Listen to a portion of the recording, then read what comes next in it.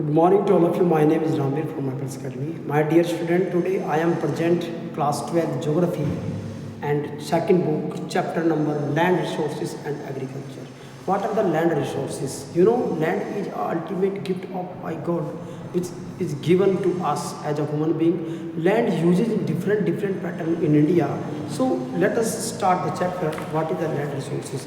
Land resources means आप लोग देख रहे हैं लैंड यूज कैटेगरी इंडिया में क्या हो रही है.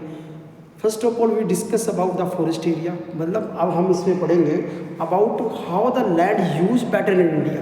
What is the land use pattern in India. Number one forest, class 10th में ऑलरेडी पढ़ चुके हम लोग. Land put non agriculture land, barren and waste land, area under permanent pass and grazing land, area under miscellaneous tree crops grape etcetera, culturable waste land, current fallow land, fallow other than current fallow, net sown area. What is net sown area? Area total cropped area. This is known as net sown area. So this is the use of pattern of land in India. Next, pasture of grazing land. अगर हम इसकी बात करें, land use change in India day by day because the size of the economy measured.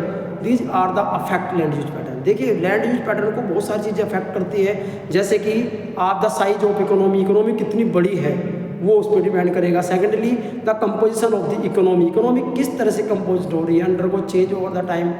Third secondary tertiary activity बढ़ती जा रही है, तो it means land use pattern भी बढ़ता चला जाएगा. Thirdly through the contribution of the agriculture activity reduce over time. Pasture land ये भी डे बाय डे क्या हो रहे हैं, दिन प्रतिदिन घटते ही जा रहे हैं. डेवलपिंग कंट्री में जो पास्चर लैंड है वो डे बाय डे कम हो रहा है, और जो एग्रीकल्चर लैंड है वो भी कम होती जा रही है, because due to the industrial sector. जो आप देख रहे हैं कि इंडस्ट्रियल सेक्टर जो है भाई वो बढ़ रहा है. अगर इंडस्ट्रियल सेक्टर बढ़ेगा तो उसका क्या होगा, उसमें जो लैंड यूज पैटर्न होगा वो धीरे धीरे क्या होगा, वो चेंज होता चला जाएगा. ये रिच कंट्री में प्रॉब्लम इस तरह से चीज़ें हम देखने को मिल रही है. नेक्स्ट इसमें दिया है 3 category have undergone increase whether for registered decline. जैसे the rate of increase the highest in case of area under non agricultural trees. Next, the increase of the share under forest explained before can be accounted by the trees. The increase of current fallow cannot be explained from informally current fallow lands. तो ये सब factor थे जिसके द्वारा हम क्या है land use pattern बढ़ रहा है. नेक्स्ट इसमें दिया है common property resources. What are the common property? CPR. Common property ownership can broadly be classify under 2 broad, private sector and common property. ये सबको पता है. नेक्स्ट इसमें दिया है agriculture land use in India. What are the use of land in India. Agriculture India में agriculture जो है देखिए 2010-11 जो ये डाटा दिया गया है FAO, ये इसलिए world agriculture that select is the millets. India is the largest country who have the full of the granaries. ये पता होना चाहिए. ये पूरा इंडिया जो है हमारा वो विश्व में खाद्यान्न का पूरा भंडारक एक देश है, जिसका नाम पूरे वर्ल्ड में लिया जाता है.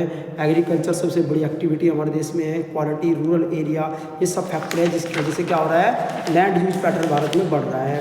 क्रॉपिंग सीजन इन इंडिया अगर हम देखें, cropping intensity in percentage GCA/NSA net sown area into 100. इसको हम ऐसे निकालेंगे, ठीक है. टाइप्स ऑफ फार्मिंग आप लोगों को पता होना चाहिए, खरीफ, रबी एंड जायद. 3 टाइप ऑफ फार्मिंग भारत में सीजन है हमारे, क्रॉपिंग पैटर्न है भारत का, खरीफ, रबी और जायद, ये 3 तरह के हैं. उसके बाद है cropping pattern of India. Food grain ये पता होना चाहिए. India is one of the largest country in the food grain. जैसे अगर सीरियल हम 54% of total crop area in India सबसे ज़्यादा है, और विभिन्न तरह के फूड ग्रेन भारत में होते हैं. जैसे नंबर 1 अब राइस की बात करेंगे. Rice is a staple food grain of India. देखियो आपको पता होना चाहिए राइस जो है वो सबसे बड़ा एक भारत में फूड ग्रेन के मामले में नंबर 1 पे है राइस.